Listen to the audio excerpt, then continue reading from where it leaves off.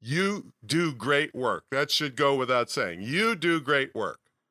My question to you is, do you consider how your customer is feeling while you're doing your great work? You may be diligently working on their project, but if they don't know that, and if you don't keep them advised of your progress and or any problems you've run into, you may be setting yourself up for bad reviews and unhappy customers. Now, if that's the case, doing something now about it will save you enormous amounts of time and business later trying to explain to potential new customers why you got a bad review, even when you're doing excellent work. And I guess you could be like the eccentric artist that doesn't care what you think. They will take their good old time doing your painting and screw you if you don't like how long it takes. Now, those kinds of situations are rare, and you trying to emulate that attitude when you don't have a massive reputation already is a recipe for disaster. All right, so here's what's going on. This one guy is doing a side hustle working on vehicles. He's invested a fortune in diagnostic equipment, and his work is meticulous. I know what good work is, and I'm watching him work, and it's meticulous. The problem is he doesn't communicate well with regard to when he can do your work. He lets you go a week or more without a response. The last time I saw him, he finished some work for me, and I said face to face, "When can we get to this other work?" As he was leaving, he said, "Well, we'll have to get to it this week or soon because I'm on vacation this week, so I got time." So he works a regular job, right? He says, "I'll text you." By the way, this is an air conditioning job, and it's hot as hell right now. So 3 days go by and no text.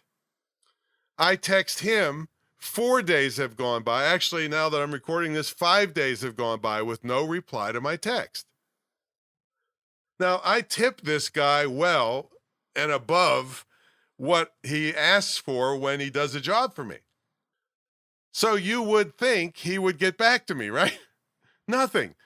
Silence, crickets chirping, and now I have to sweat for a week waiting for him. And I wrote in my notes here, not cool. All right. That says a double meaning there. No, I'm sweating my ass off. Now, early on, I referred him to someone based on his meticulous work. He made an appointment and he didn't show up. All this really sucks because he's a very likable guy who really cares about his work, and he's planning on going full time when he retires from his current job. But poor communication would seriously hamper his chances for success once that regular paycheck stops. All he had to do was say, "Tom, I can't get to it.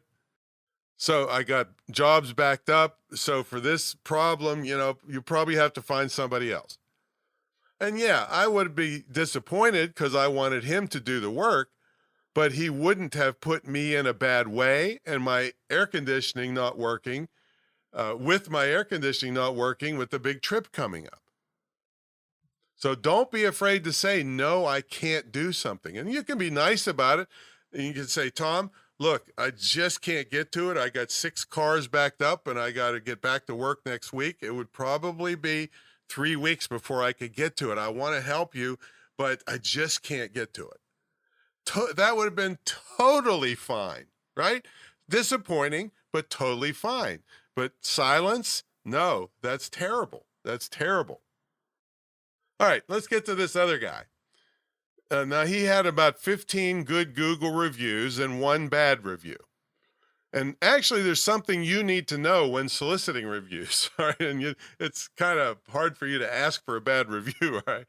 But listen to this. All 5-star reviews are less credible. And I think studies showed that 4.8 stars was more credible. See, no one believes that you're perfect. So they start making up in their minds that your reviews must be fake. So when I see a bad review among lots of great, incredible looking reviews,